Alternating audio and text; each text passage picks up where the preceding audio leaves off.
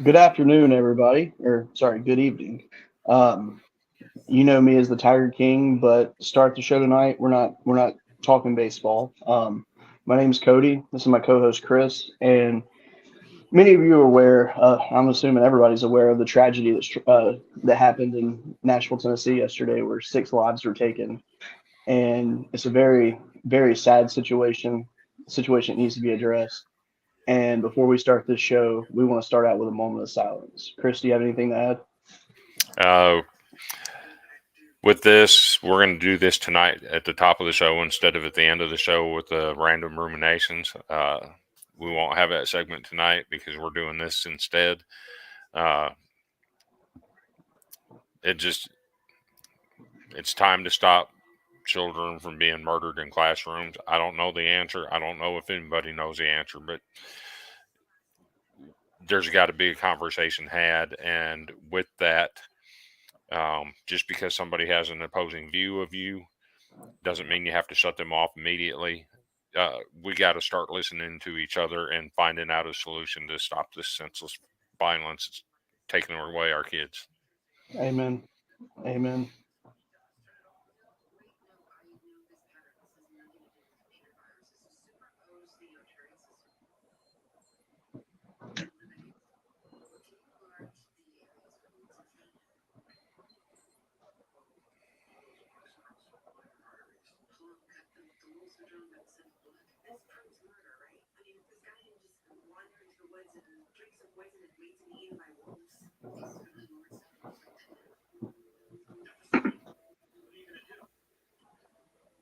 All right. We are live, guys. Coming off a crazy weekend of college baseball, and we have a big weekend coming up ahead. Oh, some crazy stuff happened, but I think before we even get into that, before I even do the show intro or even our proper introductions, Ole Miss, Mike Bianco, what the hell? Second time this year, game is stopped in the middle of the game. Field conditions, no contest with Southern Miss while they're losing. What is up with that? I mean, when you've lost when you've lost 7 out of 8, and you're sitting 0-6 in the SEC, you take every chance you can to erase a loss. And yes, the field conditions were actually poor, but he was very supportive of stopping that game for obvious reasons because Yep, I think Southern Miss was probably going to beat him. more than likely. And I mean, my gosh. That being said, I am the Tiger King. I am joined by my co host. I am the propeller head. See the propeller? It never goes away. That's right. So, guys, welcome to the show tonight. You know what? I'm not even gonna play our intro tonight. Let's just get into this thing. We got some good baseball to talk about tonight. Got some Um, bad baseball to talk about too. yes, yes. Man, um, this past weekend when all the schedule changes happened because of those terrible storms that came. I mean, that was some of the worst weather we've had in quite a while, and very blessed it didn't hit us. But um, LSU's game series with Arkansas was changed. They moved the game up on Friday from 6:30 to noon. Then they did a doubleheader on Saturday. Game one, it finished 9 innings finished, tied 1-1. The reason Arkansas scored that one was because Paul Skeens threw a wild pitch. Unfortunate. Get to extra innings, and then for some reason Arkansas assumed it was batting practice. Um, our hero Christian Little comes in. He did have the best outing along with our other relief pitchers. Arkansas takes game one. I don't know what Jay Johnson said, but game two and three, those bats would not stop. I mean, that was ruthless for Arkansas to be a top five program and to get manhandled like that. I mean, that's scary because a lot of Pitching people. matchups. Yes, yes, absolutely. I mean, Skeens was Skeens on Friday. I mean, you couldn't ask for a better performance. Ty Floyd was a little bit off to start, but then he closed very strong and did very well. And then on the second game, Chase Shores, or I'm sorry, not Chase Shores, Thatcher Hurd, he I don't know. It's like he's hit and miss. Like I think he's still trying to develop into his own or something. But the real hero for LSU of the weekend was Garrett Edwards coming out of the bullpen. He pitched in both games on Saturday, threw 10 pitches in the first game, and then he went I think 4 or 5 innings in the second game. And I mean he was just unhittable, and he looked amazing. And like I had no complaints with what he did. And I honestly, if you just used him for every relief role we have for the rest of the year, I'm all for it. Let him throw 5,000 pitches this year. Let's go. But no, in all seriousness, though, he did a phenomenal job, and I really liked the coaching in that game. And honestly, Arkansas wasn't that they were bad. It's just LSU did everything right. I mean, they really did, and they definitely played like the number one team in the country in those two games. And this weekend's a big test. They play Grambling tonight. Well, they're still playing Grambling 2.5 hours almost later, and it's not even over yet. But just have a little tune-up, just like Tennessee had tonight, and ready to go Thursday night. I'm glad I don't play on Thursday. I know. I hate Thursday games.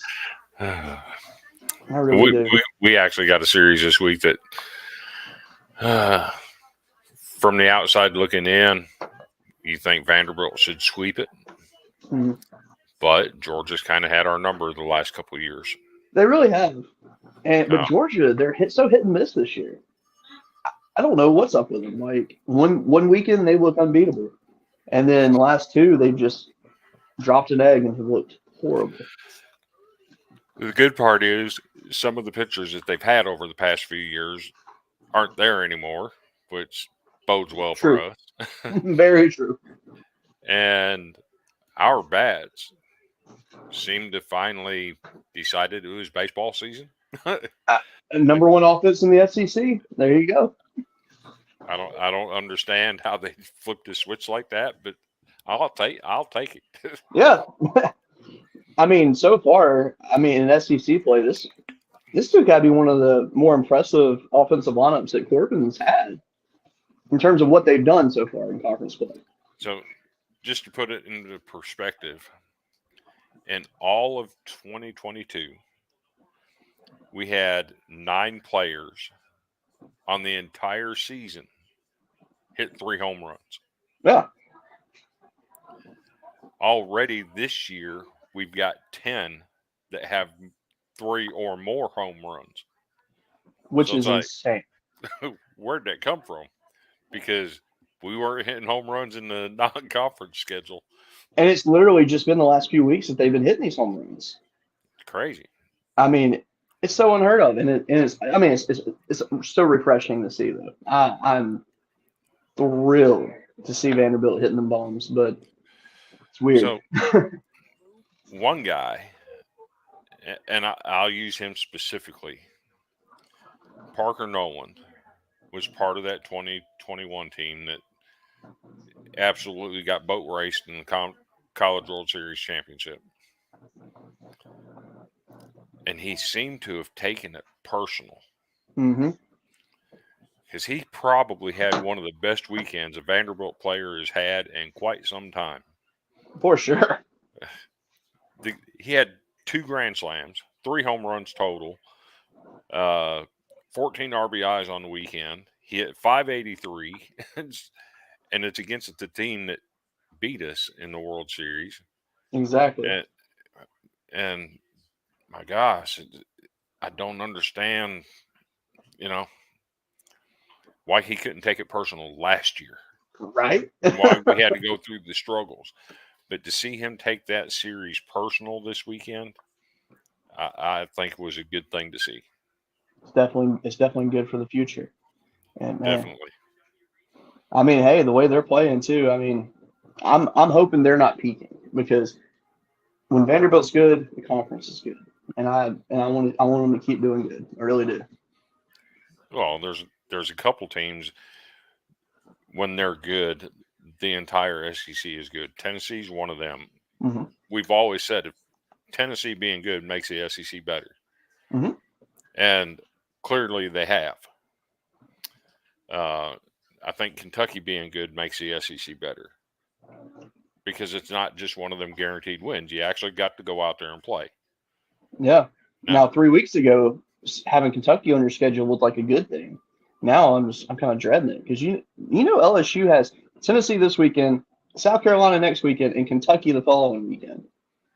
how would you like to schedule Tennessee's got? I can't remember what theirs is off the top of my head.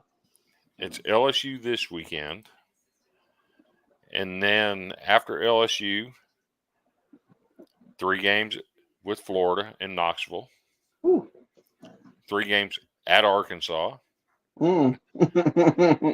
Then Vanderbilt comes to town for 3 games, Oh my and, God. and then they finally get a reprieve with Mississippi State coming to town. Yeah, I'll keep our schedule.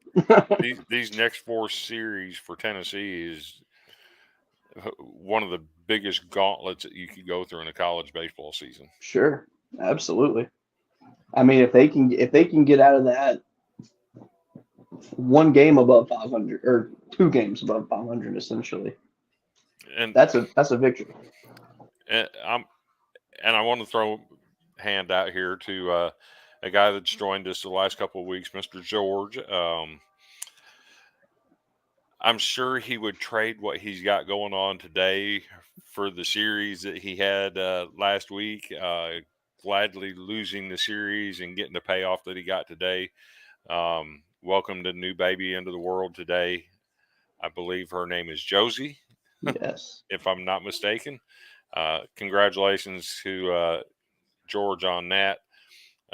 We'll get you back on here next week. You just take time with your family. Yes, congratulations. Very happy that it was a healthy birth. I'm very happy. Good night, Leah. I love you, sweetheart. Um, I'm very happy that everything went well, and gotta admit, baby's super cute, man. Very, very happy for you guys. She took after her mom. That's the good thing. Oh, absolutely, absolutely. Oh man. Oh well. Since we've done a little bit of smack talking here towards some teams, which has been great already. I don't know about you, but I feel like it's the perfect time for us to go ahead and talk about the dirty sock. Well, I mean, I'm once it got dirtied up, it ain't never gotten clean. So about to say, yeah, whatever we they might. used, It's stained for life now. it definitely is. So if anyone's wondering, if you watched our show last week, you can essentially just rewatch that segment and pretty much give you the answer. But dirty sock stays just with the state of Mississippi. It's not getting any better, apparently. Ole Miss, we'll give you a little bit of love since it was Florida that hammered you, but Mississippi State, mm, mm.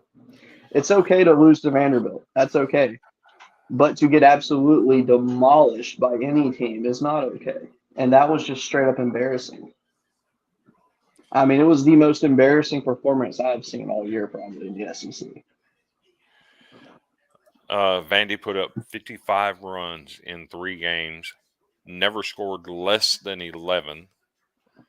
And actually, 2 of them, even though they got the gap in the 9th inning, 2 of them were run rule games. Yep. I'm counting it as run rule. Oh, absolutely.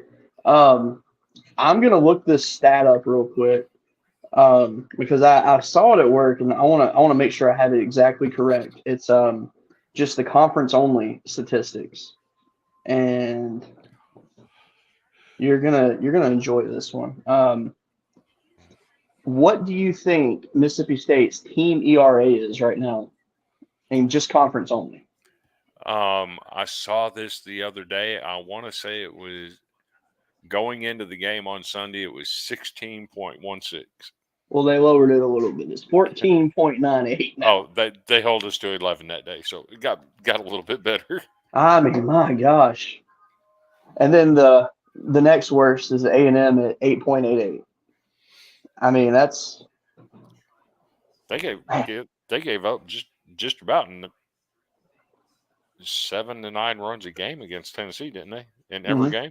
Yep. Their offense kept them in it, but just was not enough. Didn't have the arms. Here's a fun statistic for you. Vanderbilt has the best batting average in the SEC at 366. And this is only, and by the way, it's only 6 games. They have, and this is crazy, 82 runs on 82 hits. To put that in perspective, the next closest amount of hits to them is LSU with 67. And we saw what LSU did. Yes. And then you go and you look at the home run category. Coming into conference play, Vanderbilt had what, 11, I want to say? 10. 10? Okay. Yep. 19 home runs in conference play. I mean, that's just unheard of. And another good stat, too, for Vanderbilt. They've only got 43 strikeouts. Because I know historically Vanderbilt's been a pretty strikeout-heavy team. 43 strikeouts in 6 games is not terrible. So what's our LOB numbers looking like? Let's see if it gives me that stat. Of course it's not going to give me that stat. Because that LOB is the bane of my existence. Oh, of course. Every year, Vanderbilt is among the nation's leaders in guys left on base. And I think I saw Sunday they had like 5 LOBs, which that's actually not bad. Not bad at all, considering it's Vanderbilt, and for the last 10 years they've been averaging about 10 a game. Sure. All right, let's see. I think this might.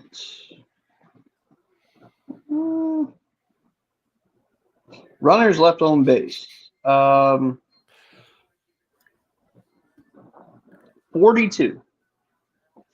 42 in 6 games. That's 7 a game. 7 a game. That's not terrible. No. I can live with that. For sure. I mean, if it makes you feel better, LSU's left 55 of them. We're not the worst. Now, Tennessee has the best number in the conference, but to be fair, it's because they haven't gotten very many hits, but they've left 30 on base. Yeah. Not bad. Yeah, I mean, that's crazy.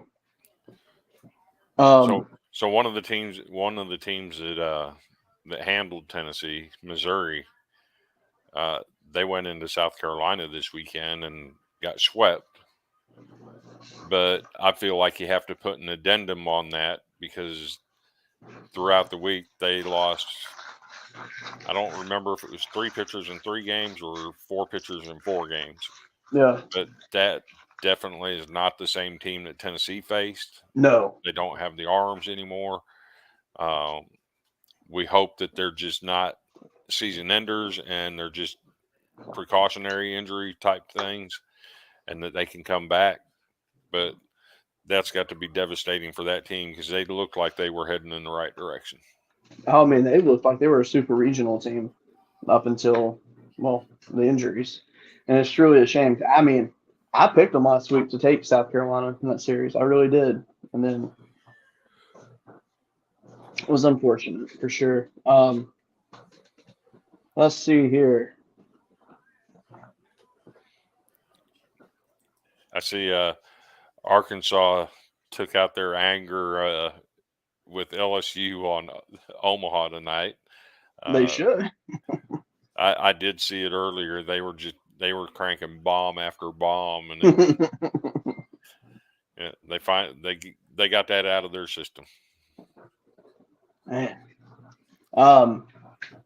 So I'm looking at the schedule for this weekend. Thursday, you have South Carolina at Mississippi State and Tennessee at LSU. That's your Thursday matchups. The weird thing, though, is that LSU Tennessee is on ESPNU and Mississippi State, South Carolina get the network game. That's weird to me. I don't understand. Well, to be fair, South Carolina hasn't gotten that publicity much in the last few years. So, you got to share the wealth a little bit. They're playing some really good baseball, so share the wealth a little bit. Let them have the spotlight once. See what they can do with the light on. I guess. And then Friday you have Auburn at Florida, Missouri at Kentucky, which I think that's actually going to be a good series. Even with the hurt arms, I think Missouri and Kentucky, that is the battle of the teams that everybody wrote off before the season started, and has potential to be a very, very entertaining series. Yeah. You got Georgia at Vanderbilt, you got Ole Miss at Texas A&M, the battle of the crap West teams, and in terms of what they've done so far, unfortunately. Um, you have Alabama at Arkansas. So I mean, some very good Al- matchups this weekend. Alabama for the sweep, Yeah. That and would not be the good something. and not the good sweep. Oh, for sure. For sure. They're the ones getting swept. I would not be surprised. Yeah, on the road, yeah, that's gonna be a big challenge. They should have been swept again. They should have been swept this weekend by Kentucky, and They really should have been. kind of a crazy call at the end of the game there. Yes. Um, let's see here. So right now in the SEC East, you have two undefeated teams in conference play with South Carolina and Vanderbilt.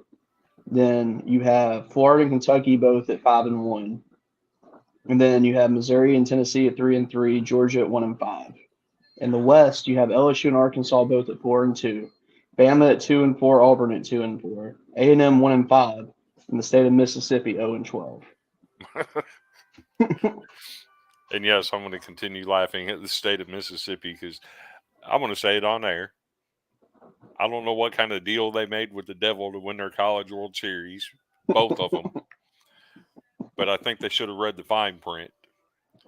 And I think they might need to make a trip back to Clarksdale and visit the intersection of what is it, 61 and 49, I believe it is actually. and go back to the crossroads and and rehash that deal. And by the way, I want to throw it out there that Chris actually came up with the whole deal with the devil. So anybody else saying it, just know that Chris is the original creator of that because it's really good. Yeah. So tonight, our mid-major darling Campbell has gone down. They lost 3-2 at William and Mary. Um, Southeastern Louisiana, they only took 3 hit by pitches last weekend. So you would think that they're pulling away, but they're not. So Florida Gulf Coast going into this week's games only trailed them by 1 hit by pitch. Oh, wow. So apparently Florida Gulf Coast has been hit like 50 times in the last week because that number was a large gap for a long time. Yeah. Let's see here. Get a couple score updates. So, and I wanted to address this Campbell deal because I don't know what 11.7 is looking at, or college. What is it? College Baseball Nation. Yes. College Baseball Nation has ECU at number 6 in the country. Yeah, I don't get that. And Campbell at number 12, despite Campbell being 2-0 against ECU and sweeping the season series with them. That's what I say. Why is ECU up there and Campbell's down here? I don't get it. I mean, maybe it's strength of schedule overall. Maybe people are saying, well, it's midweek games that matter. Because I've seen that argument. I'm sorry. At the end of the day, head to head, that's all that matters to me. It's baseball. Yeah. 2-0. That's important. Yep. Like I was telling you off the air, LSU is currently playing Grambling. They're up 16-4 right now, or sorry, 17-4 right now in the 7th, and they were literally going against a soft tossing lefty, and by soft tossing I mean his fastball was 72 miles an hour tonight. And the fact that that's in D1, it blows my mind. So Vanderbilt actually didn't have a game scheduled for tonight, but last week's game against Lipscomb was rained out. They stopped it in the 3rd inning. So tonight they restarted the game completely, rescheduled it, started the game at the top of the 1st. But what's unique about this game is Vanderbilt announced earlier today that all proceeds from tonight's game would be donated to Covenant School. And before the game, both teams circled up on the field before they took the field for warm-ups. Got together on the field in a circle. It was led by a Lipscomb pitcher, and they did have a prayer meeting right there on the field and lifted some prayers for everybody. I think that deserved to be mentioned because of the situation. All them people Absolutely. are affected directly in Nashville. The victims were actually taken to Vanderbilt Children's Hospital. Mm-hmm. Uh, and when you're in the town and that happens, it affects everybody. Absolutely. And kudos to the city of Nashville for the way they handled it. Vanderbilt specifically by donating their proceeds for tonight. And I want to say thank you to Lipscomb University for going along with that and being willing to say, yeah, let's do this. So Absolutely. kudos to Lipscomb for stepping up in that with Vanderbilt. And it's always nice to see. It seems like anytime there is like any kind of like tragedy in terms of like something that affects the world when it's baseball season, you do see universities step up like that, and it's really nice to see. A few years ago when Donnie Everett passed, all the players stepped up and really paid tribute to him throughout the season. That was wonderful to see. Obviously, different situations, but and speaking of Donnie Everett, a certain player I became a lifelong fan of because he was the first one to do it, and that was Mr. Kramer Robertson at LSU. He took his hat and wrote DE41 on the bill of his hat. He was the first one to do it, and mm-hmm. Kudos to that young man for stepping up there and doing that. And to extend off of Kramer Robertson, his mother has led the LSU Lady Tigers to the Final Four after a weird performance the other day against Miami. You know why it was weird, right? Why is that? They couldn't see the basket for all the sparkles on her outfit.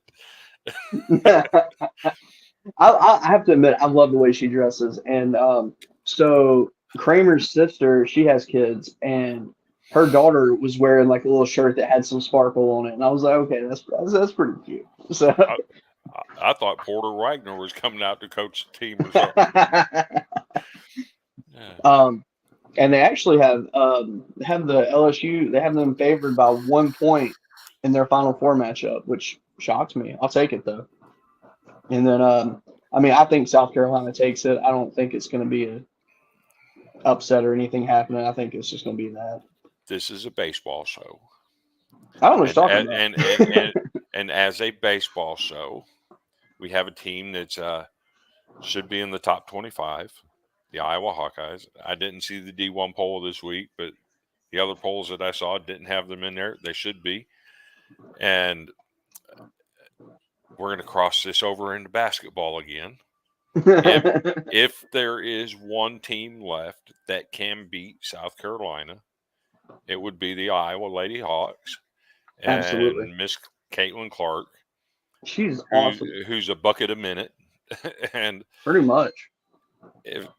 I'm not saying Iowa will win that game, but if there's one team that could beat them, Iowa's that team. Absolutely agree. But Iowa, they got a great team this year. And I'm going to use that for a segue into something, because when it comes to women's college basketball, one of the all-time great programs is the University of Texas. And the University of Texas, as you know, had a Hall of Fame coach named Jody Conrad. But not only did Texas have an elite basketball team in the women's basketball, they've always had an upper echelon baseball team. So is there anything you'd like to add to that part? Yes, there is actually. because the Texas Longhorns have been on a roll lately. I mean, they have been amazing. I owe them a heat streak now that I think about it. Totally forgot to make that. We'll make that and post that because they have earned it. They have played their hearts out ever since their start of the season was very rough. It was, and a lot of people wrote them off instantly. And the last 15 now 16 games. They played A&M tonight, and last I saw they were winning. They have been unbeatable, and their pitching has been great. Offense has been great. Everything you could ask for, Texas has done it right. And with that being said, they are the recipient of the Golden Broom Award, which is special because they are the first team this year to get a Dirty Sock and a Golden Broom Award. So that's a turnaround. It is, and I love to see it. Yep, and they're currently at 14 straight, and I think they'll be at 15 tonight if they hold them. So I really hope they do because I like seeing A&M go down. So, but yes, shout out to the Longhorns. They're doing a very good job. I like this turnaround they've done. I really hope it continues for them. I hope it carries over into the postseason, and I really hope we see Texas at the. I mean, I'm not gonna say Omaha obviously, but I want to see them at least make a super this year. That'd be awesome. Yeah, it's always good when Texas is in a super regional. Absolutely, they're one of the blue bloods. They are leading 5-2 in the bottom of the 8th. Awesome, good to hear. Against Texas A&M. And they need that too because they're 0-3 against the SEC so far this year. So this would be a good win for them. Yeah. Yep. So I don't know about you, but you ready to do some predictions for this weekend? Well, I was going to touch on the Golden Broom. There were a couple teams that were up for that this week. For sure. One of them I'm going to give mention to because they did beat a ranked team. And what is significant about that ranked team is the Florida Gators had not swept Ole Miss since 1988.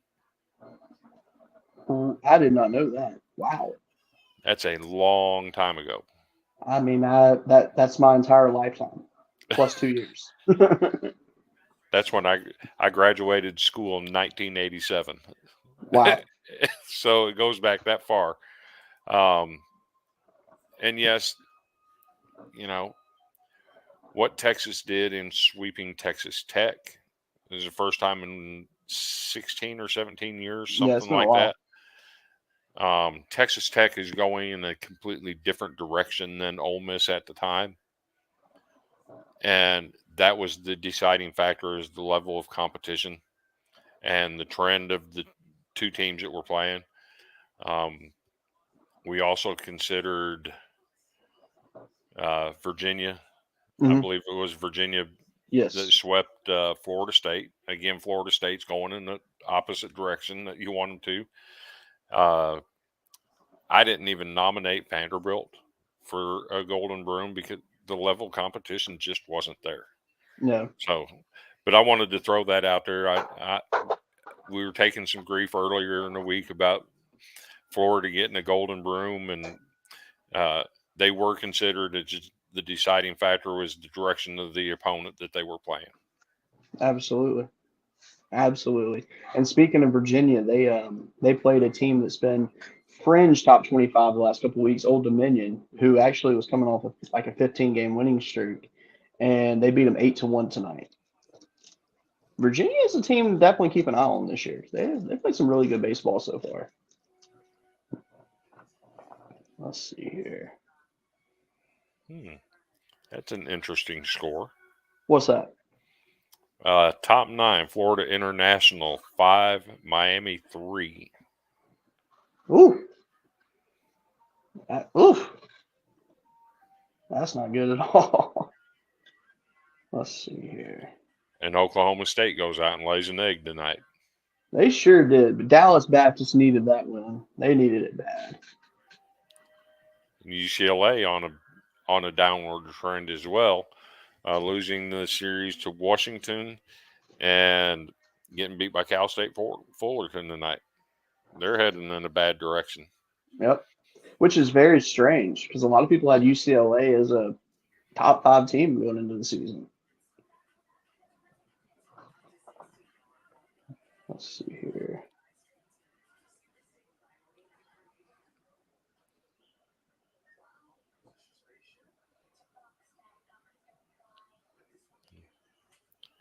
Just scanning through some scores right here, see if anything catches my eye. Saw one 22-7 or something. I think it was 22-7. Jeez. Yeah. Canisius 22, Binghamton 7. Whew. When you get into some of them smaller schools like that, it's not unusual to see some weird run totals like that. For sure.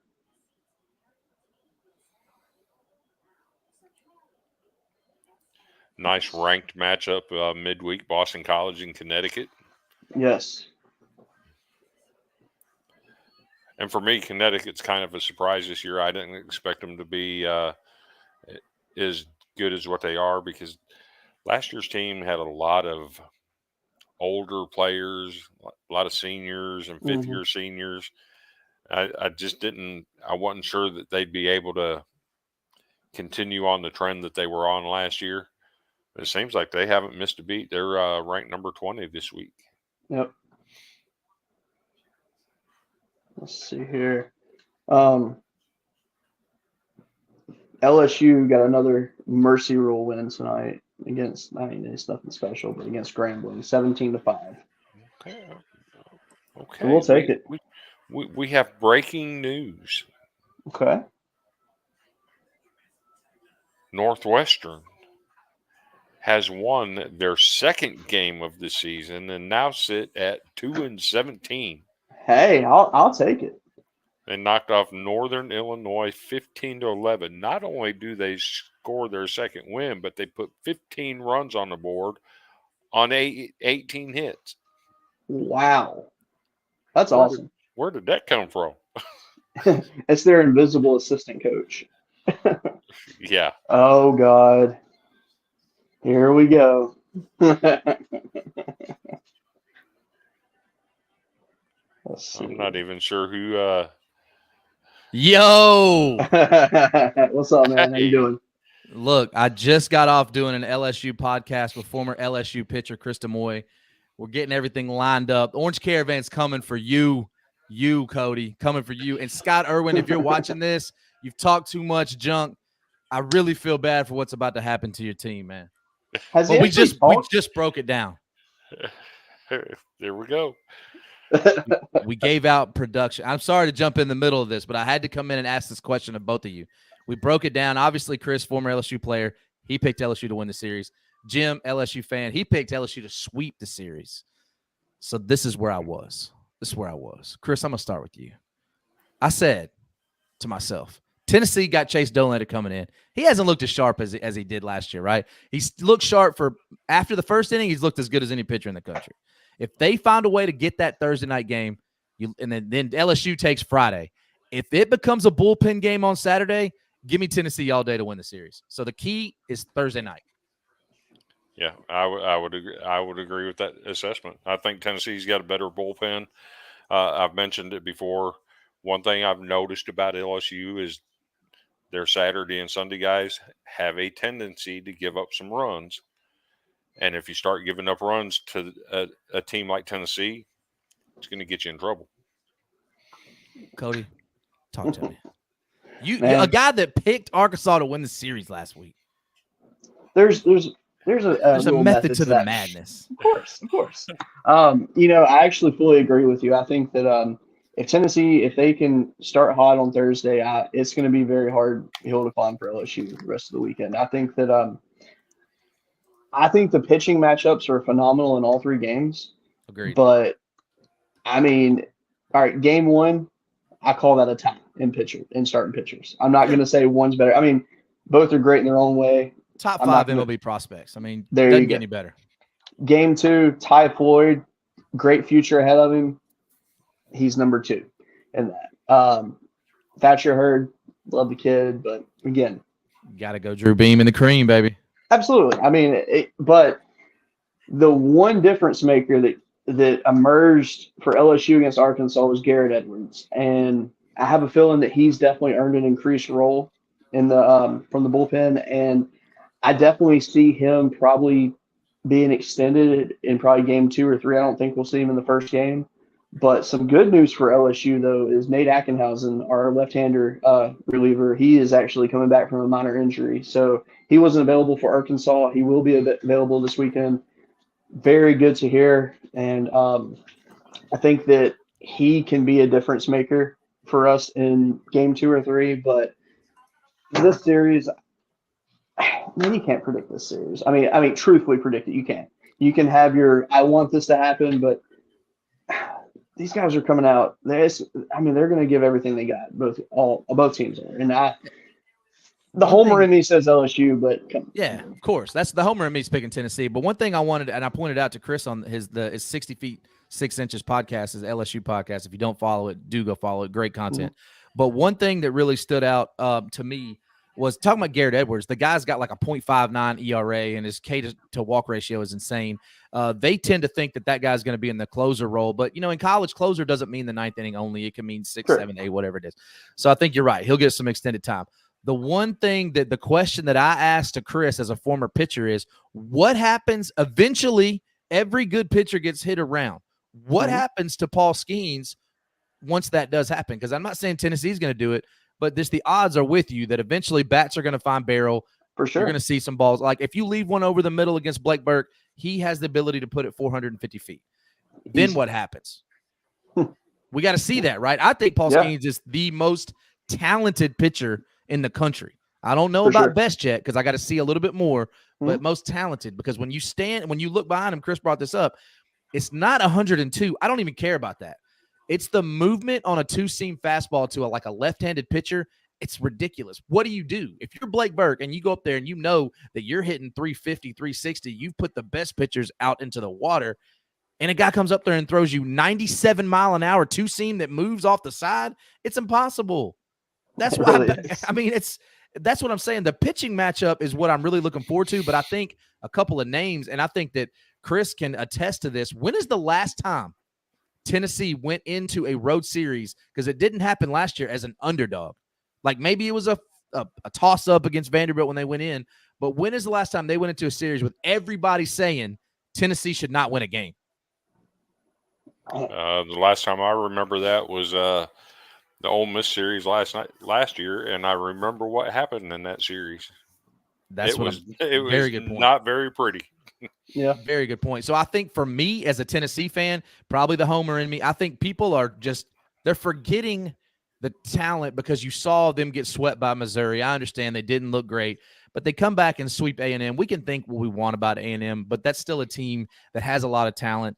That's still a team that we saw take a Sunday game from LSU, and we saw Lampkin come in and really kind of stifle that LSU lineup for a little bit of time. And it's that Tennessee beat Lampkin around. I mean, they put up 7-8 runs against the guy. So I think that to just say LSU's going to sweep this series, Tennessee don't have a chance, you're really missing the point, because first of all, take Tennessee out of here. This is the SEC. Any team can come into an opposing, stadium and put it on you, because that's how deep the talent is. As long as you're not Mississippi State or Ole Miss. I was about to say. I was actually going to say even Mississippi State and Ole Miss. No, there's enough talent there that they could get some wins against some people. Sure, and they will, given the right situation. They will, but I think that they're going to be hyped up for this game. Look, we've had Chase Dolander on our In Off the Bench podcast. We've had Paul Skeens on the podcast. Tommy White, we've had him on the podcast. All those guys were talking about this series, and we interviewed them preseason. So they know this one's coming in. And the one thing that stood out to me about Chase Burns was another one. When you talk about this series, they didn't talk any smack. It was all respect, humble. Those guys are great. That guy's the best at what he does. It's going to be an honor to face off against this dude. So I know the fans, and they're coming at me on Twitter. And that's what I do, right? That's the shtick. We're trying to get some podcast listens, right? But as far as these dudes, there's nothing but the tip of cap of respect for what's fixing to go down. Sure. Absolutely. It'll be a classy affair. Vitello versus Johnson is a very intriguing matchup. Will that be classy? I'm not sure that one's going to be that No, classy. not at all. Not at all. So, Randy, give me your thoughts. I mentioned earlier, I think Tony's going to come out with something. He's got something up his sleeve. And with Dylan Cruz, the way he's hitting the ball, do you think Tony might actually pull a Vanderbilt and do a bat check on him? You know, it was odd. It was so odd to me this past weekend watching them against A&M. I've never seen Tony Vitello more subdued. And now, obviously, he had already gotten run from a game the weekend before, but he really didn't argue a lot in the A&M series. And there were some calls that were questionable, and those are normally moments where Tony would go out, talk to the umpire. He really stayed in the dugout, and he said some things, but honest to goodness, I think he was saving it, man, because he knows going into Baton Rouge, if he puts the pressure on himself, it takes it off of his team. Don't worry about me. I got this. And Tony Vitello does not mind being hated. That guy does not care. Bring it to me. I can't wait, man. This is what look, Chase Dolander, Paul Skeens, if that don't get you going, even as a fan of Vanderbilt or whoever, then you don't love baseball, man. This is what we're here for. This should be prime time. This shouldn't even be ESPN. They should put this on CBS. It's on ESPNU of all channels. What'd you say, Chris? I know what I'm going to be doing Thursday night. It's going to be such a great matchup. And if you're college baseball, if you're the SEC, you can't put this on ESPNU, man. You had Tennessee and A&M on ESPN like the mothership, and not LSU Tennessee on a Thursday night when no other college baseball of a primetime matchup is happening to this regard. You got to do better. And I saw some guys on Twitter saying this. The NCAA doesn't do college baseball well enough. While I disagreed with his whole take, his premise of saying the NCAA doesn't take it serious enough, this is exactly why. ESPN for Paul Skeens, Chase Dolander, Tony Vitello, Jay Johnson. I mean, come on, man. Come on. Absolutely. I remember a few years back, Vanderbilt was in the same boat. They're the defending national champions, making a run for a second College World Series, and they couldn't even get on the SEC network. And it's, these guys got to do better. They got all the way around. And they make it so hard too. Like you can watch it on ESPN Plus, but you got to go and dig through, and the app glitches. You just got to make it more accessible to the kids and the people that are trying to watch it. And if it's not regional, I mean, it's just a pain in the rear. It is. But I'll be there live and in person. I'm taking all that out. I'm going to be in Alex Box Stadium with, how many do y'all hold down there? 11,000? 15 actually, I think. 15. Well, whatever they hold, it's all of them going to be in there. I read on Twitter earlier that they're gonna open up more room for scouts because the amount of scouts that are coming to the Thursday night game specifically to see Chase Dolander or Paul Skeens, I wouldn't be surprised if it's every scout in the major leagues because all of them want a shot. And you're there to see Dylan Cruz, you're there to see Blake Burke, you're there to see all these guys. Tommy White. I mean, a name that nobody's talking about, Chris, and I know you know this as a Vanderbilt fan, that nobody really talks about enough is Christian Moore for Tennessee. To put that down as my X factor. Put that down because that guy, he's a dude, man. You want to talk about the heart of a team and who's going to be the guy that steps up? All he's doing is hitting 360 on the year so far, and even in the Missouri series, just hit about 450. Nobody else hitting. Christian Moore just popping. Yeah, there you go. Yeah, definitely an X factor in that series. Another player for LSU that might be an X factor is Christian Little. I hope so. He's faced Tennessee a couple times before. Yep. His freshman year, he did fairly well against them. He did. Last year, his sophomore year though. Last year, not so much. He pitched 2 innings last year, gave up 2 hits and a run. Wasn't spectacular. Yeah, it wasn't bad though. It wasn't bad. Wasn't terrible either. He's going to be another X factor. I think that's probably why he pitched tonight. I agree, but I honest to goodness thought going into the A&M, the Sunday game, Tony Vitello pitched like 7 or 9 guys, and he kept throwing lefties, and I'm like, man, it's weird. Why is he throwing all these lefties? Then it started to dawn on me, okay, well, this is strategy. You're not going to throw these guys because he threw Xander Seacrest in the Sunday game, and that's the midweek starter. So what does Tony Vitello do? He starts Xander Seacrest tonight again. I'm like, what in the hell? So he threw another 7 guys out there tonight. And nobody pitched more than an inning or 2. Some guys only pitched for a batter, so it's really matchup. So I think if you watch Tennessee these last couple games, it's been all strategy to get ready for LSU. But what you will not see, all due respect to Arkansas, you guys have a great team. I expect to see you in Omaha. Tennessee's not going to go all in to try to win Thursday night. They're not going to throw out everything they have Thursday night because their goal is to win the series, whether people think that's a realistic goal or not. Tennessee has more arms currently than Arkansas does. Now, Chris, unfortunately for Tennessee, they got a bunch of right-handed starters. That's the problem. And Tennessee, LSU, the left-handed, right-handed splits are pretty alarming when you look at it. Their left-handers have given LSU problems. I don't know, man. It's going to be some fun stuff. The Vanderbilt left-handers didn't give him any problems last year, so. Well, that's true. Vanderbilt. That's true. Well, I mean, look, man. I think that Vanderbilt's in the best position possible, right? Because you got this weekend, all of the hype is on Tennessee, LSU, and if LSU does what they should do, win the series, Vanderbilt is in a strong position with Florida to run away from Tennessee, because if Tennessee drops 2 or even 3, and that puts them at 3 or 4 and 5 or 3 and 6, that's a really steep hole to climb out of when you got Florida, Vanderbilt, South Carolina, Arkansas all left on your schedule for Tennessee. So I don't want to say it's a must-win series, but it's a must-win series. Yeah, and Vanderbilt is in a good spot if they can pull a sweep this weekend, which you would expect against Georgia. They should. But that puts them at 9-0, a third of the way through the season. That's a lot of ground to make up. Oh, yeah. I mean, like I said, if Tennessee Tennessee wins 1 and they're sitting at 4 and 5, I mean, that's a lot, bro. I mean, you're talking about a full 5-game lead.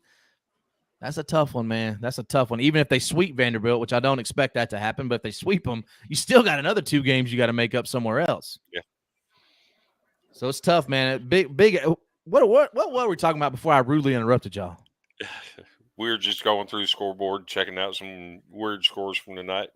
Yeah, we're really just twiddling our thumbs, to be honest with you. Yeah. We're actually getting ready to do our predictions for the weekend.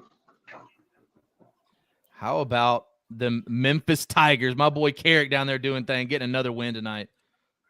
They're playing some good baseball down there this year. Yeah. Hold on, I'm about to tell you. They played Arkansas Pine Bluff tonight and got the 9-5 dub. Nice. They're playing, and look, that's a program that had the same coach for like 23 years, I think, and just been kind of dabbling in less than mediocrity. And Carrick's come in and immediately put a jolt in the program. They immediately scheduled a fall scrimmage with Tennessee. They got a game with Mississippi State midweek, game with Ole Miss midweek. I think they're putting Tennessee back on the schedule. So Carrick, that dude gets it, man. He's going to come in here. Let's play these SEC schools. Y'all are in my backyard recruiting my players in my city. I want them to come see us. So I love what he's doing, man. And I think if that guy stays there a couple of years, he might have something special over here in the 901, because there's a lot of baseball talent. Chris could tell you there's a lot of baseball talent right here in the city. For sure. Especially, well, not just in city, but in West Tennessee in general. There's a ton of talent. So didn't Memphis lose one of their best pitchers last year? Yes. And went to Mississippi State, I believe, didn't he? Yep. Yeah, I think he's regretting that this year. Yeah. I mean, you are getting to play at the dude, but I mean, it's not that cool if you're getting run ruled every game. Yeah. Mississippi State's got to come to Knoxville this year after Mississippi State, they got it bad, man. I've been in some Twitter spaces with those guys, Lounge and all those dudes. They're down bad, guys. We got to send up some prayers for the state loyals. For sure. When you make a deal with the devil, Chris, the devil comes calling. I'm telling you. Cody actually mentioned it earlier that I said that like 3 weeks ago on our show, and all of a sudden it's blown up on Twitter. Where did that come from? Yeah. It's big facts, man. Texas Tech lost again tonight. My goodness. Oklahoma State dropped an egg out there tonight. Coastal Carolina, they got to be pretty good, huh? They are pretty good, actually. They're probably the best they've been since they won it all a few years ago. But East Carolina got smoked. 9-3. Campbell lost. Shut it down. Roll damn humps. Yeah, Campbell lost. Your home state lost too, Chris. You didn't want to bring that up. Did Iowa lose tonight? Iowa dropped to Illinois State. Oh, we did have breaking news earlier tonight. Breaking news. Yeah. Northwestern got their second win of the season, and not only got their second win, they put up 15 runs on 18 hits. Dang. I heard you mention Oklahoma State a second ago, but DBU, while they're not ranked, that's a really good squad. Mm-hmm. Yeah, they're all very much so. out. That's a tough team. That's a regional team almost every year. Look, UCLA down to Cal State Fullerton. Man, there's a lot of good baseball going on. That's some good midweeks. It really is. UCLA is going in the wrong direction right now. They really are. They better come back and get this one because you don't want things to get to spiraling before you get halfway through your conference season. That's what Tennessee's facing right now. Put yourself in a hole. Also, Missouri, you made a deal with the devil, but you did not get a natty out of it. You just wanted to sweep Tennessee, and now you've lost a starter every game since then. Yeah. I'm not saying I want that to happen, but I'm saying next time choose a little wiser. When the devil comes with the fiddle, don't even answer the door. Is there any update on those guys? Are they season enders, or are they just, I know the one guy had to pull? The one guy, I can't remember his name now because I'm not looking at it, but the one guy that was their ace guy, he is out for the year from what I read. Yeah. We're seeing so many guys go down. I mean, it's almost like when we have more pitchers on, I think, than anything else on and off the bench. And it's almost like you want to have Tommy John at some point, but you don't want to do it like your sophomore year in college. You want to do it like your sophomore year in high school. So you come back, get strong, or maybe your junior year, senior. I don't know, but you don't want to do it in college if you don't have to. I actually saw Ben Upton had tweeted out earlier that he's got the flu and he's looking for blog ideas. And somebody posed the question: does the pitch clock have any factor in the increase in arm injuries? He said, that's an interesting one to look at. That is really interesting. I think that one thing that I will, it's known how I feel about the pitch clock. I hate it. I don't think clocks belong in there. But the one advantage that I think is indisputable, and I don't know how you feel about this, Cody, but or maybe I do, actually. Maybe you're the one that said this. If you're a base runner, you can time it. Like, you get a 3-second head start. Before that, I saw Big Blake Burke make a steal tonight. That dude is like 240. Jeez. I mean, now granted, if he slides halfway to second, he's probably safe because he's got like really long arms. But my point is, you could time it. If they only have a couple seconds left, take off because there's nothing they can do about it. And by the time the catcher gets it, he don't have time to throw you out if you're even semi-fast. I mean, EBJ should have like 100 steals by now. He really should. If he'd stop getting caught. He gave away his secret, man. Well, yeah, he shouldn't. That's why you don't go on podcasts. You don't go on your podcast and tell people what you're looking for to steal a base. Well, speaking of the pitch clock, so Christian Little, like I said, he started tonight for LSU, and he went 2 innings, and he looked good. Obviously, it's scrambling. You expect it. But the one thing I did notice, he took his time on the mound. Every pitch he threw was with like under 3 seconds left on the clock. And he looked comfortable up there. And I think that might be one thing they're probably preaching to him is like, slow down, because he was rushing at his last few appearances. And it was nice to see, but it's scrambling, so I can't really say much. The thing that really alarms me about Christian Little, when he takes his time, he's really good. He's got the talent. We know he's got the goods. But when you get him into a game in a high-level matchup, like if he's in an at-bat against a guy like Blake Burke or whoever it is, don't even name a name. It doesn't matter. That's when his heart rate gets to going, and he starts just speeding up naturally.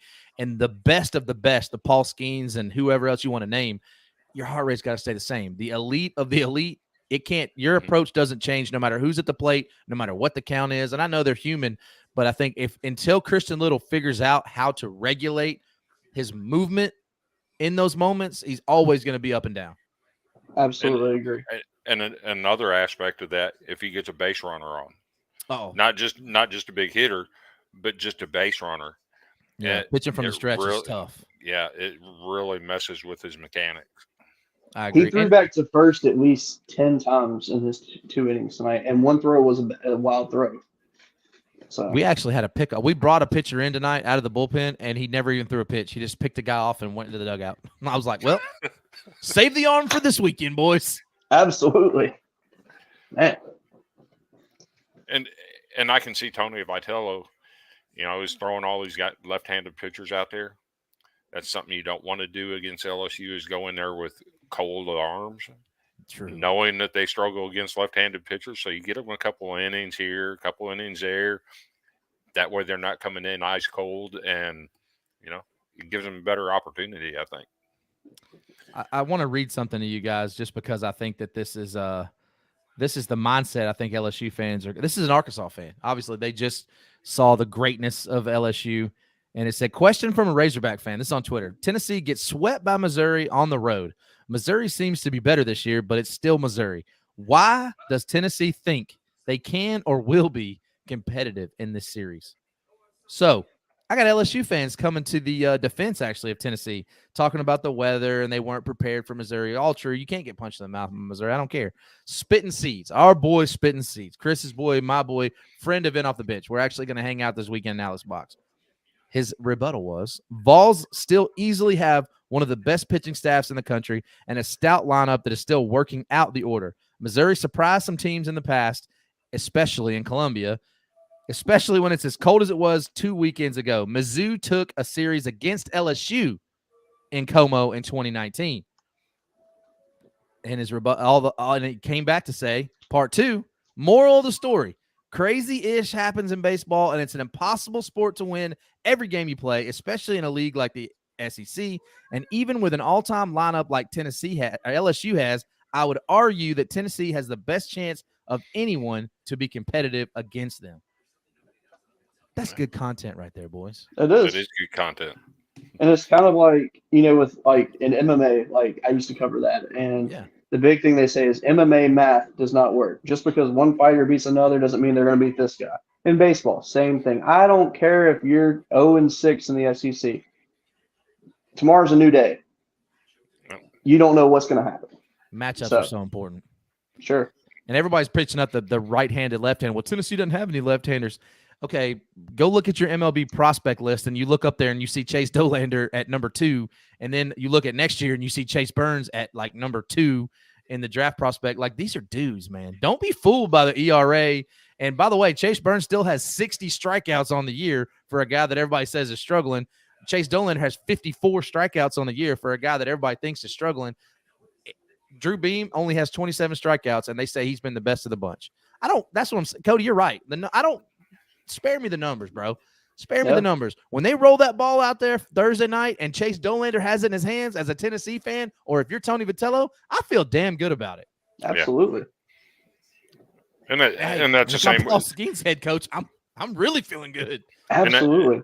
The same way with Vanderbilt and Carter Holton. You feel good with Holton taking the mound. That's why has he been perfect? Has he been perfect? Absolutely not. But he gives you a chance every week. And you said it, Chris, before the season that I think this pitching staff's going to get things figured out, and they seem to have figured things out. More importantly, the offense has kind of figured some things out too. Is it because they're facing bad pitching? Remains to be seen. Doesn't matter. You got to score runs to win the game. That's what they've been doing. But Carter Holton's still been one of the best in the SEC. And I said it again before, and I'll say it again. Vanderbilt is in a prime position because really nobody's talking about them. Yep. Everybody's talking about Tennessee struggles. They're talking about how great LSU is. They're talking about Florida and Cags. All those things are headlines. Cags deserves all the credit. Sproat deserves to have a lot of attention. Vanderbilt's just like, I'm cool. Tim Corbin don't care about that. I don't need all that. Right. Hey, put us on ESPN Ocho. We're just going to be here. And when y'all are watching us play in Omaha in a couple months, y'all be like, damn, where they been? And a guy like Parker Nolan, taking things personal from past experiences, you got to love that. I do. I'm actually anxious to see Parker Nolan play at Tennessee this year. Me too. Just to see what he does, because that's his hometown. I got to get up there for a game. There's a couple things I wanted to go to Alex Boggs, and it just worked out with my daughter's travel softball. It was a Thursday night game. Going to make a day trip because I have to be back for a tournament. There's a 2-day tournament. Anyways, long story short, I've got to go to Alex Box. I want to go to Baum Walker, and I want to get up to Lindsey Nelson to see the Vanderbilt series because I've been a Tennessee fan my whole life. So, give me some mercy here. But how long will I have to watch Tennessee be this damn good, regardless if they win the series? they're not always this good. So I'm trying to take advantage of all I. And look, LSU, that dude, Skip Burton's been a long damn time ago, guys. Yes, Yeah. Maneri came in, got a title, and they've had some really good teams, but they were winning like what they win 6 out of 10, 6 out of 9. I mean, and then it's like a flash in the pan, man. Vanderbilt's been so consistent. They have 2 in 10 years. Yeah. I mean, how you get to witness greatness, man. What we're seeing in the SEC right now, everybody wants to talk about football and how good it is, and it is. They're better in baseball. This league is really deeper in baseball. Absolutely. I think Kendall Rogers is the one that said it this weekend. The last 2 College World Series teams are 0-6 in the SEC. That's how good it is. And Mississippi State's lost 17 straight games in the SEC. He said that's what makes what Tim Corbin has done at Vanderbilt that much more remarkable, because sustained success is hard to come by no matter where you're at in the SEC. I totally agree. Tim Corbin is absolutely, and Dave Van Horn too. I know they haven't won the titles, but to be consistent as he has been, and I think that is where, Jay Johnson, for all the hype that they're getting right now, he still has to prove that he can sustain, that he can build it and sustain it, right? Because sustained success is hard. Look, people thought that Tennessee was going to come back in this series. They were ranked number 2. Some even had a number 1 going into the series. But Tello's got to prove that. Like, he has built enough respect in the SEC where people expect them to compete, and that's great. But do it for 10 years. Do it for 15 years. I mean, that's what we got to see. We know all these dudes know baseball, right? There's not a dude in the SEC, even Lamonis. Like, the guy knows baseball. By the way, he's getting fired. I don't know, no harm, Mr. Lamonis. I hope that your next job at Middle Tennessee State treats you well, but it ain't going to be at Mississippi State. Yeah. Foxhall, I hope, to be honest with you, I'm not sure you should be a coach anymore for college baseball. And definitely don't go to high school, because I don't need you throwing out nobody else's arms. Me personally, I thought Gary Henderson should have had that Mississippi State job to begin with. Fair. Interim coach, you take your team to the World Series, you deserve a full-time spot. But fair, they got Lamonis instead, and I feel like the way you treat people, you reap what you sow. If you treat people bad, it's going to come back to haunt you at some point. No, but I don't think any Mississippi State fan would trade the title, though. I don't think they would. Probably not. I want to ask you guys a question, and I'm kind of taking over. I apologize, but you're good. Lamonis he's out, right? Unless there's some miraculous turnaround. So if you look up and down the lineup, and I think we all, and it's gonna sound like I'm a homer because I'm saying this, Josh Elander getting a look at that job. Ooh. He's gonna get a head coaching job soon. But is Mississippi State too big of a job to be his first one? I mean, because that they are really, really good. But the position they're in right now, I think they're willing to take a risk. And that guy's a phenomenal recruiter. Every major arm or every major player that's come into Tennessee always brings up Elander as the reason they committed there, or Frank Anderson. Tony Vitello is great, right? But that's a different game. But I'm talking like Josh Elander at Mississippi State. That could be tight. Young, energetic, young family. Man, he could put some life in there. If it's not Josh Elander, what are some names you guys think? Give me Gary Gilmore from Coastal Carolina. Solid. I know that's random and probably unexpected, but I think someone like that would be just a top, pick for them. And then, you got teams like, honestly, some of these mid-major schools, I think their coaches are going to start getting poached for these bigger jobs here soon. And you got, like, I don't know what Campbell's head coach's name is, but that guy's got I was just thinking about him, that he's going to get a job somewhere. Yeah, for sure. You know what's weird about that, though, in college baseball? Is it like, okay, is it more even? Like, Campbell can win a College World Series. Like, they can do it there. He doesn't have to go to Mississippi State to do that. If you're a guy that's at East Carolina or Coastal Carolina or Campbell, why do you take that job? Like, I can get there and I can win a whole lot more games. Is it just money? Because, I don't know what he's making. It's Justin Hare is his name. I don't know what the guy's making, but it's probably not Lamonis money. No. You wouldn't think it would be. Justin Hare. Let's see. Let's just look up some salaries here. This is I'm very interested because if that guy's making, I mean, I wouldn't be surprised if that dude's making 250,000. That's Which, kind of by the what I was way, thinking. I could make that to coach baseball. Oh, If you same. wanna- Right. I would take 80. Let's be real. Well, are they a private school? Because his salary is not public record. Oh, It says that his net worth is between 1 and 5 million. I think that's a kind of a gap there. geez. So I'm gonna take the lead here. Our friend Sam, big South Carolina Gamecock fan, has posed the question: is Vitello great though? I want to take the lead on this. He's better than Mark Kingston. Ooh. I said what I said. He is. I don't think that's a hot take. I think that's true. I think that if you were let's do this. Let's do this on the fly. On the fly. If you were to rank right now your top 5 coaches in the SEC, you got to say Corbin, you got to say Dave Van Horn. Vitello's got to be in that 3-4 range. He's got to be. Oh yeah, for sure. Yeah. For sure. You got Corbin, Van Horn, Sully, Vitello, and Johnson. No, Bianca. Got to I put don't- Bianco there. I don't think so. No. You don't No. think so? Just because he's so little. I think y'all are like hating because he's so little. Johnson's been to 2 College World Series. I think Okay. Bianca might have been, but I'm not certain. I think I think Bianco's been to 2, but he's only one. He's got a win though, man. This guy's got a ring on his finger, man. don't Johnson have one at Arizona? I didn't think they wanted it there. Did they win it with Jay Johnson? Are you sure? Was he the coach when they won it? I didn't think he was. But he might have been. You might be right. No. He doesn't have one yet. No, he doesn't. I'm looking at it now. Playing I can't- career. I Point can't remember. Loma Nazarene. Yeah, so his head coaching record in the tournament is 19-9, but he does not. He has one Pac-12 title.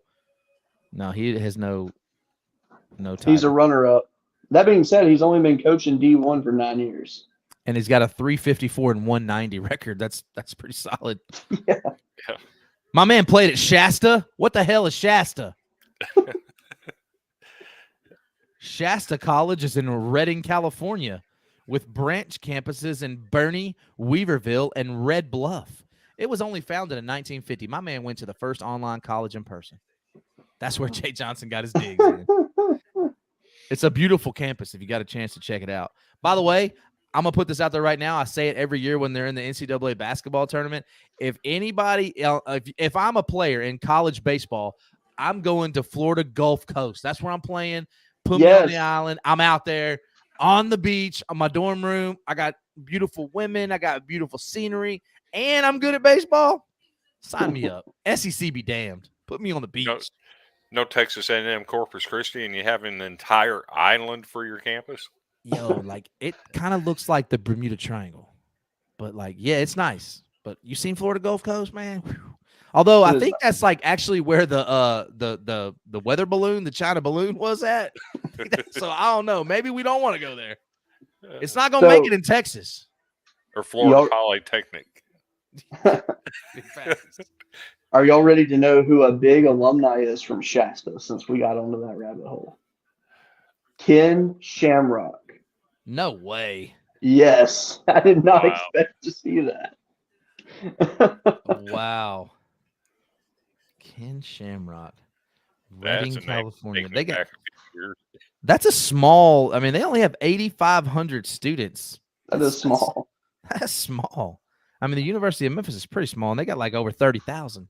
No. Yeah. Dang. That's crazy. All right, we was going to Pick'ems. My bad. I'm getting a sidetrack, man. No, you're good. Oh, it's all fun. That's what it's about. All right. We like getting all these little nuggets from all these smaller schools. Absolutely. Speaking of smaller schools, Iowa Wesleyan, who's always had a fairly decent baseball program, is closing its doors after 181 years in existence. Dang. There's going to be a moment of silence. Midwestern baseball players going somewhere now. Let's see here. So Kentucky, Missouri. Who you guys got? At Kentucky, by the way. Kentucky. I got to go with Kentucky with the injuries that Missouri's taken in their pitching staff. This will be the first time for me this year, but I'm going against Missouri and taking Kentucky as well, unfortunately. I think I know the answer to this, but Alabama at Arkansas. Yeah. Woo pig, baby. Yeah.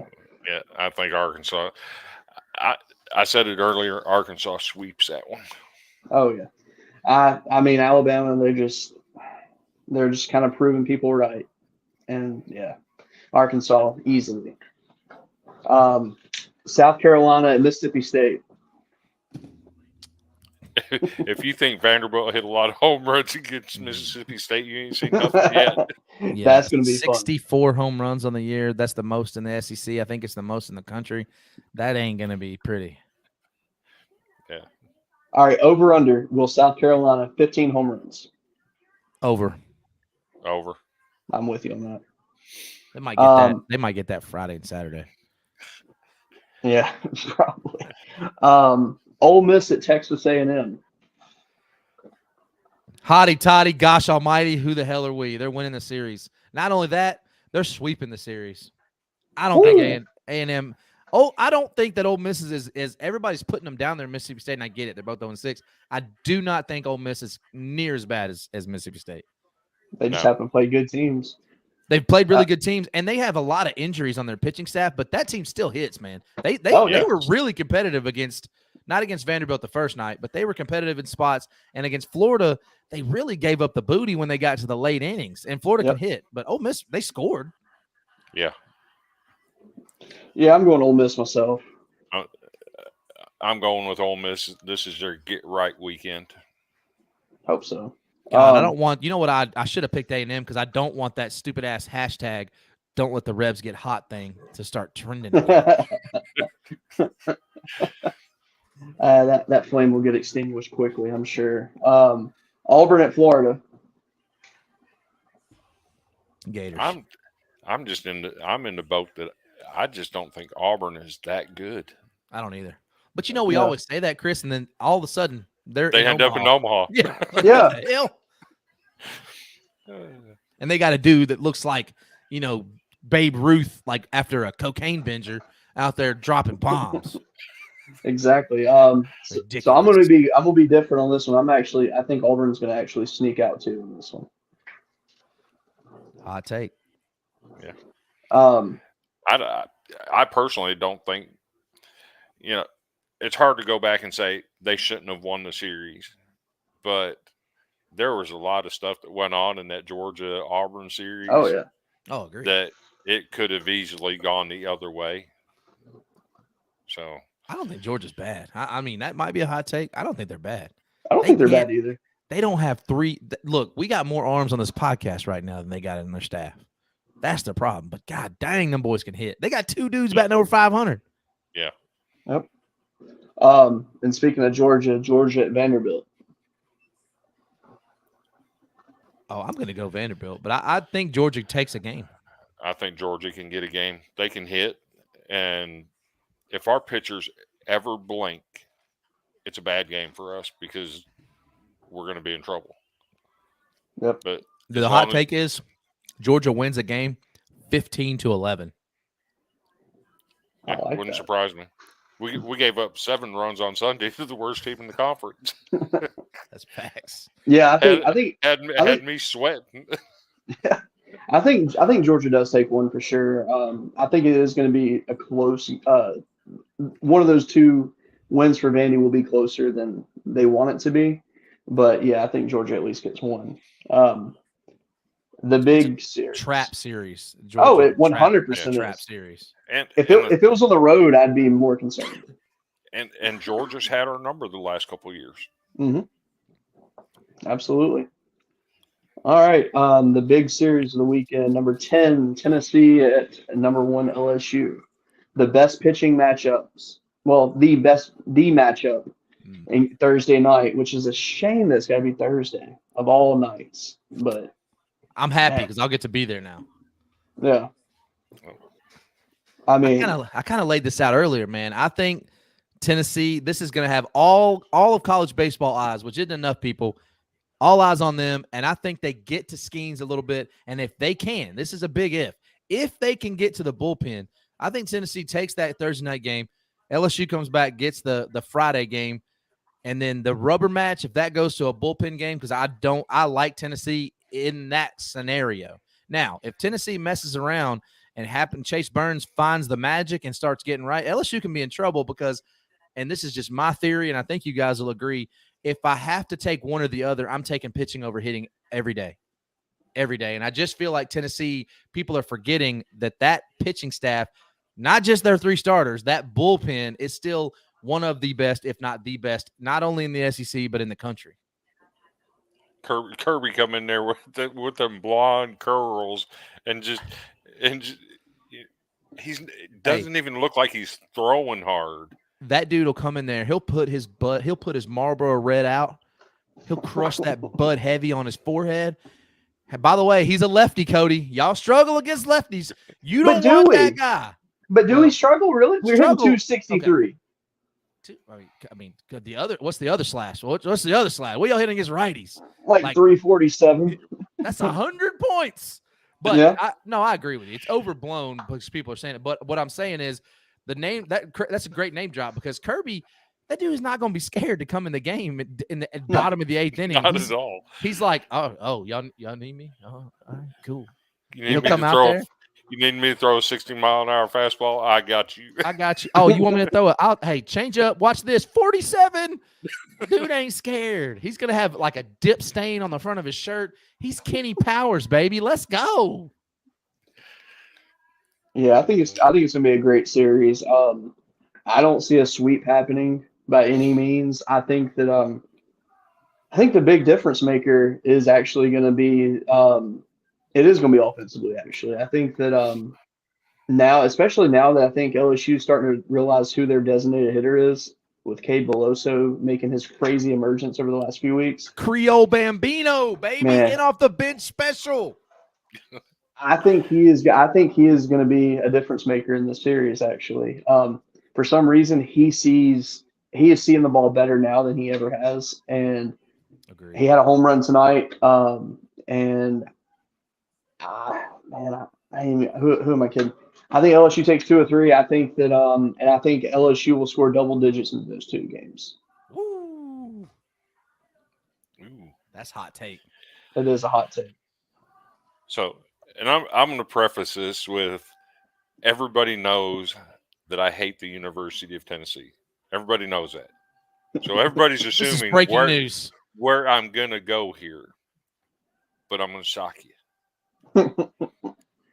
I'm going to name drop a couple guys. Camden Sewell, Kirby Connell. Those guys are going to play major roles. I think they get to the LSU bats. I'm taking Tennessee wins 2 out of 3. Okay. Dun-dun-dun. We got breaking news. Chris Keenhold has picked Tennessee to win a series. This may or may not be the first time ever. Hell hath frozen over. The name to watch out for, you're throwing out an X Factor. You brought up Cade Beloso. Cade Beloso is a friend of it off the bench. Love the kid. I think you're right. He's found it. Trey Morgan being in left field, even though I'm firmly against it. I don't want to get on that soapbox because if a scout tells me that dude doesn't grade out as a major league first baseman, I think you don't know what the F you're talking about. However, I think Trey will be at first this weekend. He will be, but I'm saying I think you're going to see him a little bit because you're going to want to get some of those other those bats in there like Cade. But Christian Moore, a name to watch out for. The guy's an X factor, and like I said earlier in the show, if you're looking for him, as the kids would say, I'm him. Christian Moore, they're not going to be scared of the moment. And the one thing is, man, Alex Box is so it's going to be electric. You're going to have some night games in there, and it's going to be rocking. And Tennessee's not going to be scared of the moment. They're not going to be scared of the moment. They got punched in the mouth, and I think that even though how bad it hurt those guys, and a lot of those guys are gone, losing a series like Notre Dame helps you grow as a team. It helps guys like Chase Dillalander. It helps you. Notre Dame talked about it when they went into the year before and played Mississippi State. and they had a rubber match, and Mississippi State won the game. Notre Dame talked about it. Even though a lot of our guys left, that series helped us go into Knoxville, win that game. And I feel like that as the growth of the Tennessee program goes, this is going to be another step in that direction, whether they win the series or not. If you go in there and win a game and you're on the national stage, whoever that guy was earlier that says, is Vitello great? We don't know if he's great yet, but what we do know is that guy has these kids listening to what he's saying, buying into what he's selling, and they're on the main stage, and everybody's in college baseball should be watching this series because it's two heavyweights in the SEC. Agreed. And there's so much pitching for Tennessee. I could name drop guys all night long. Seth Halverson, these guys are going to play major roles, and I take pitching all day over bats. Camden Sewell, the Gator killer. Xander Seacrest, another lefty. Bimby, Ben Joyce's twin brother, Zach Joyce. The guy comes in, and he don't throw 105, but he's throwing it about 101. There's so many arms. Chris is right. When you come in, look, and over the course of a season, let's just say that Tennessee they lose, they win the Florida series, but lose the Vanderbilt series, and they're sitting up there and they get to that 15-16, but they keep their arms healthy. I'm cool with that, man. I'm cool with that. I don't need them to go through and win 26 SEC games anymore. That was cool. It was fun. It didn't mean anything because we still got put out in the super regionals. It's a fun ride to go on a ride like that. Mm-hmm. But hey, LSU's finding out now, ain't they, Chris? But at the end of the year, when you get put out of the tournament and you don't get to go to Omaha, you're like, that wasn't as fun. That wasn't as fun. We flipped the dude off in the middle of the game for what? It is fun. Speaking of injuries, though, so Jay Johnson, he had a press conference the other night, and two of our pitchers had Tommy John surgery. Javen Coleman had it last summer. Last season. He is like 13 and a half months out now. He was thrown on the mound the other day because preseason they said he's gonna do some bullpens and they were going to determine if he was inactive or not this year. Well, through the other day, hitting 92, and he threw 5 sliders, so everything is projecting up for him. Grant Taylor had surgery in January, and he was like a top 50 overall prospect for next year's draft. For this year's draft. He announced that he's using a red shirt and coming back next year. And Johnson even said even if he only gets him for the last quarter of the season, he's happy with it. Because he was actually supposed to be a starter for us this year. So very, very happy with that news. Randy found something he's studying. There's a lot. LSU Twitter, and Chris, you know this as a Twitter aficionado. It's really been non-existent. LSU Twitter's been non-existent for a lot of years. They found their voice. They found Tennessee fans. But what's really got me puzzled is the Arkansas fans, they really hate Tennessee Twitter. They hate Vol Twitter. Everybody hates Vol Twitter. I understand why. Everybody hates Vol Twitter. I understand why, because we are quite toxic, if you will.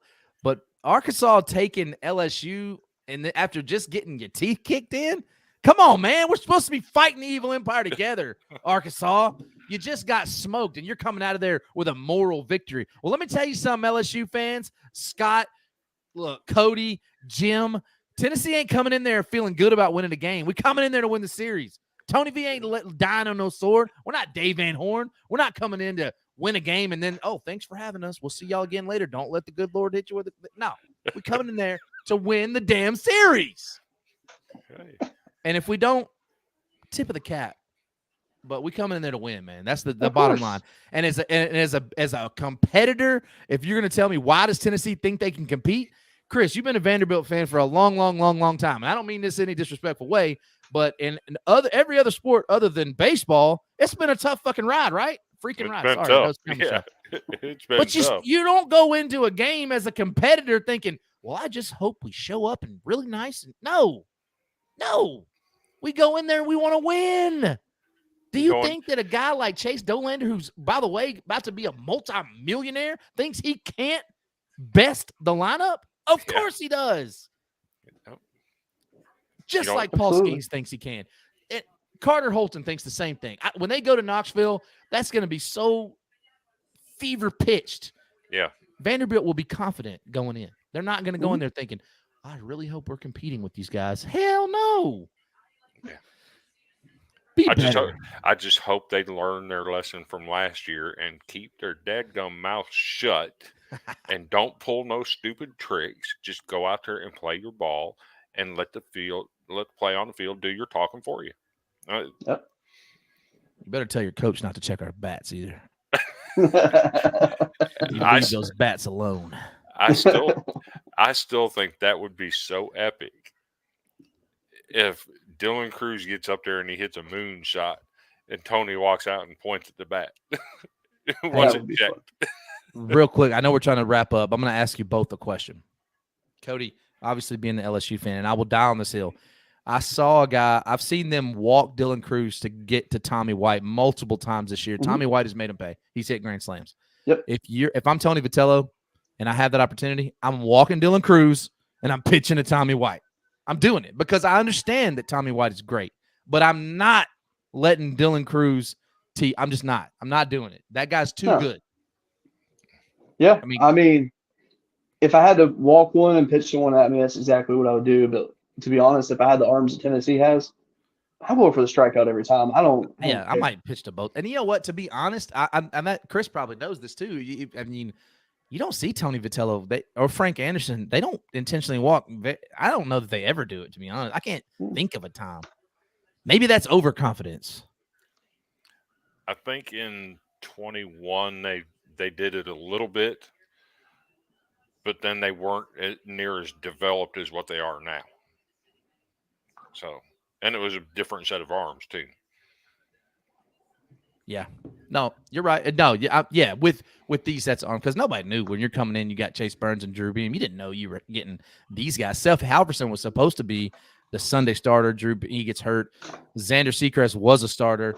You mentioned it earlier about Camden Sewell. He was a starter. I mean, these are dudes that could outside of, well, maybe Vanderbilt too, but outside of Tennessee, LSU, and Vanderbilt, those guys are probably Friday or Saturday starters on most other SEC squads.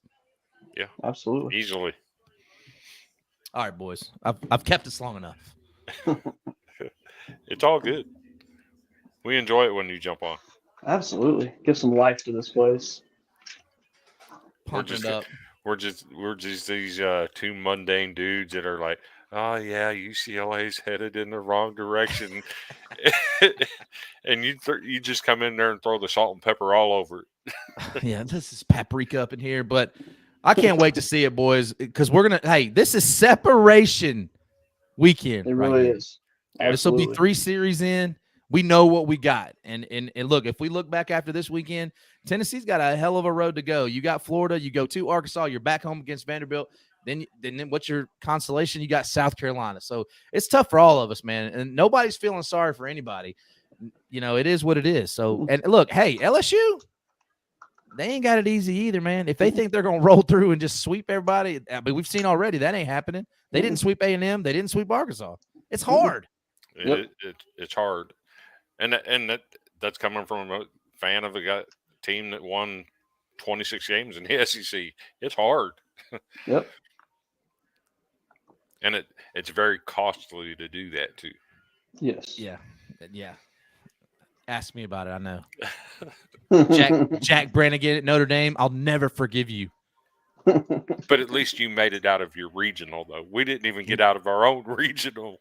We did, but we had to play the daggum Campbell Humps, man. It was odds were against us, and those guys were dropping bombs and talking ish while they were doing it. Their fans were everywhere.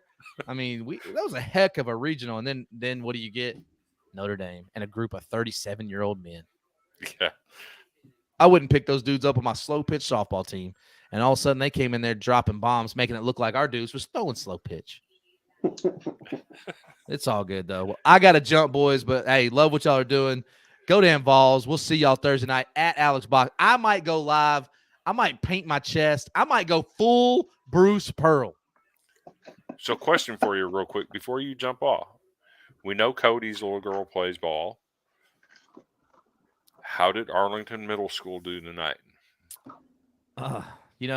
So we're back-to-back, Chris. Back-to-backs are tough. We won last night 21-4, right? Big district game. Come back tonight, play the first-place team in the district, and it did not turn out so well. We lost 6-3. We found hitting late. So we had 3 straight triples, I think, in the last inning. Time runs out, and we just ran out. We ran out of time, Chris. That's what we did, man. We had a runner on third, ran out of time. Yeah. But hey, we're back at it Thursday night. We're back at it. We're going to be going to get Collierville again, and we got to do a little better. But look, here's the big news of the week, man. I got 4 kids, 3 of them now playing ball. Saturday morning at 9 o'clock, my 4-year-old has his T-ball debut, a game, no practice. We ain't talking about practice. We're talking about a game at 9 a.m. At 9:30, my 7-year-old plays her first coach pitch game ever, 1 field apart from each other. Meanwhile, my 13-year-old, who's, she's a veteran to the game, we will be at a tournament in either Tupelo or Oxford. I can't remember where we're playing now. I have to look. But we're in a 2-day tournament, so I'm going to have to be really moving some things around. It turns out I had more kids than I know what to do with, and I'm no longer in man-to-man. I'm in a zone. That's why I divorced my first wife, so I could watch more kids more times. You know what I'm saying? Now we kind of got to go out and do this team thing. I got my husband-in-law, which that's my ex-wife's husband now. He's out there doing his thing. I got a kid over here, kid over there. Hey, man, I love it. But I want to tell everybody this, too. Cody, you got young kids, right? Chris could tell you this. He's like 75. He's got grandkids now. Listen, it's such a moment in time, man. This moment, what do they say, Chris? The days are long, but the moments are long. The days are short. I don't remember what they said. Yeah, but man, it's gone in a blink, man. My son's about to be 17, Chris. I'm old as hell. You are old. My daughter, my twin daughters, are 27, Ooh. And one of them just drove off the lot in a 2024 Ford Bronco Sport and decided to start saving money. And her plan is, I want $10,000 in the bank by August so I can buy a house in Florida. Man. Yeah. They go by quick. They do, man. It's so crazy. So as much as I'm busy and I'm here and there, we had Monday night practice. Lala had a game. We had Tuesday night. Tonight we had another game. Tomorrow night we have Stella has another practice. Thursday night Lala has a game. Saturday all 3 of them playing. But I love it all, man. I can't get enough. That's why the invention of the phone and being able to watch the SEC Network is phenomenal. Headphones. Look, I can't take it in enough because I know that in 10 years, all this is gone, man. All of a sudden now I'm just a grumpy old man with a fan over my head doing a podcast. Get your own propeller, man. Yeah, you can't even see my fan, man. But look, I do got to jump, boys. I appreciate you. All right, man. Anytime. Well, that was a good show. I also need to jump. I'm tired as hell. You've been yawning too, so I can tell you're tired as well. Yep. Duty calls for work in the morning. So, yes. You got anything else to add, or? It's going to be a fun weekend. That series in Baton Rouge is going to be absolutely huge. Although it doesn't have the luster of Vanderbilt and Georgia, for me personally, is huge because if we can pull that sweep and get to 9-0 in the SEC, man, that's a lot of ground for anybody else to make up. I understand Florida's still right there, South Carolina's still right there, but if you can get a 4 or 5 game lead on Tennessee this early in the season, you got to feel good about that. So huge series with Georgia coming up. Huge opportunity to get something done. Yeah, the next 2 weeks you need to be an LSU fan, technically, with LSU playing South Carolina and Tennessee. Hey. And Kentucky the third week, man. Yes, sir. All right. Well, I'll get you a purple and gold shirt. All right. Well, it's been a good episode tonight. Hope everybody enjoys the baseball this week. Definitely do not miss the big game Thursday night and see Skeens and Dolander, which is probably the coolest pitching matchup you'll see this season. So, yeah, with that being said, have a good night. Thanks for watching, and we'll see you next week.